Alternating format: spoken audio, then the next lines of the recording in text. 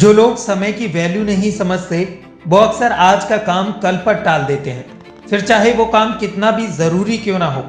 ऐसे लोग खुद का समय तो बर्बाद करते ही हैं और साथ में दूसरों का समय भी बर्बाद कर देते हैं।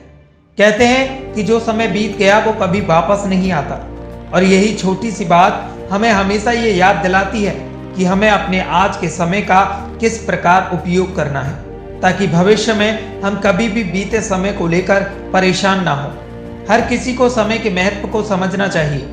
हम इस दुनिया में कब तक हैं ये कोई नहीं जानता, लेकिन जब तक हैं तब तक उस समय को कैसे उपयोग करना है ये हम लोग अच्छी तरह जानते हैं। लेकिन फिर भी हम अपने लिमिटेड टाइम का वेस्ट करते हैं और अपने जरूरी कामों को हमेशा कल पर टालते रहते हैं। आज की ये छोटी सी कहानी आपको वैल्यू ऑफ टाइम का बहुत बड़ा लेसन सिखाएगी। ये कहानी है महाभारत के समय की। महाभारत के युद्ध के बाद युधिष्ठिर ने राजा के रूप में शासन करना शुरू किया। युधिष्ठिर अपनी दानवीरता और उदारता के लिए प्रसिद्ध थे। जो कोई भी दान पाने की इच्छा से युधिष्ठिर के पास आता वो कभी खाली हाथ नहीं लौटता। एक बार देर रात को एक भिखारी महल के दरवाजे पर आया और दान मांगने लगा। उस समय राजा युधिष्ठिर सो रहे थे। रानी द्रौपदी ने उन्हें जगाया, लेकिन युधिष्ठिर ने कहा, मैं बहुत थक गया हूं, भिखारी को सुबह तक इंतजार करने के लिए कहो। कल सुबह उठने के बाद मैं उसे उसके वजन के बराबर सोने के सिक्के दूंगा। द्रौपदी ने यह बात भीम को बताई। भीम ने जब ये बात सुनी तो वो तेजी से उस बड़ी घंटी के पास गया जो महल की छत पर रखी थी। वो घंटी सिर्फ तब बजाई जाती थी जब राजा युधिष्ठिर कोई बड़ा युद्ध जीत कर वापस आते थे।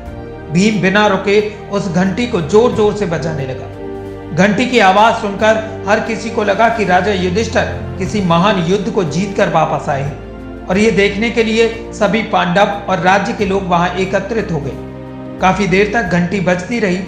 अंत में राजा युधिष्ठिर को भी उठना पड़ा। गुस्से में उन्होंने भीम से पूछा, तुम इतनी रात को घंटी क्यों बजा रहे हो?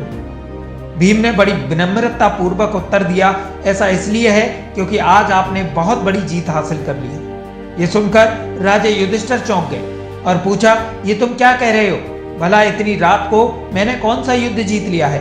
भीम ने उत्तर दिया, बड़े भाई, आज आपने समय को ही जीत लिया है। आपने महारानी से कहा कि भिखारी को दान कल सुबह मिलेगा। अब ये घोषणा तो कोई तभी कर सकता है जब वो समय के साथ जीत हासिल कर ले। क्या आपको ये यकीन है कि कल सुबह तक आप दान देने के लिए जीवित रहेंगे, या फिर वो भिखारी इसे प्राप्त करने के लिए जीवित रहेगा? ये सुनकर युधिष्ठिर को भीम की बात का एहसास हुआ और उन्होंने तुरंत उस भिखारी को अंदर बुलाया और उसे दान दे दिया। हम सभी के पास लिमिटेड टाइम होता है और कोई नहीं जानता कि आने वाले कल में क्या होगा। इसलिए जो काम आप आज और अभी कर सकते हैं उसे कभी आने वाले कल के लिए बचा के ना रखें, क्योंकि कल कभी नहीं आता। हमारी जिंदगी हमारे आज से ही चलती है। अगर जिंदगी को बेहतर तरीके से जीना है तो हमेशा आज में जिए। कल क्या होगा इस बारे में ज्यादा ना सोचें, क्योंकि जो खुशियां आपका आज आपको देगा हो सकता है वो खुशियां कल आ ही ना पाए।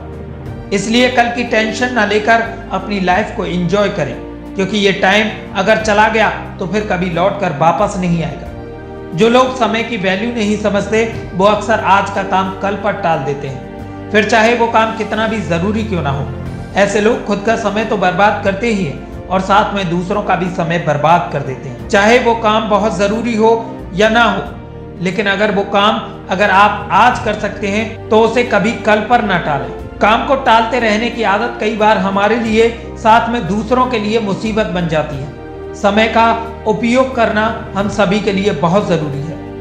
बर्बाद हुआ समय कभी लौटकर वापस नहीं आ सकता। जो काम सही समय पर हो सकता है उसे करने में कभी देरी ना करें। जो लोग अपने समय का सही उपयोग करना जानते हैं वो जिंदगी में कभी भी समय का रोना नहीं रोते, क्योंकि उनका हर काम उनकी सोच और समय के हिसाब से सही होता है। वरना आपको बहुत ऐसे लोग भी मिल जाएंगे जो हर वक्त यही कहते रहेंगे कि मेरे पास तो टाइम ही नहीं है। टाइम सबके पास बराबर होता है। हर किसी को दिन में 24 घंटे ही मिलते हैं। बस ये डिपेंड करता है हमारे ऊपर कि इन 24 घंटों को हमें किस तरह से बिताना है। अपने समय का ध्यान रखें और जितना हो सके समय रहते सारे कामों को पूरा कर लें, ताकि आपके पास जिंदगी को जीने का वक्त रहे। अगर आपको ये स्टोरी पसंद आई हो तो लाइक कमेंट और शेयर करना ना भूलें। साथ ही चैनल को सब्सक्राइब कर बेल आइकन जरूर दबाएं।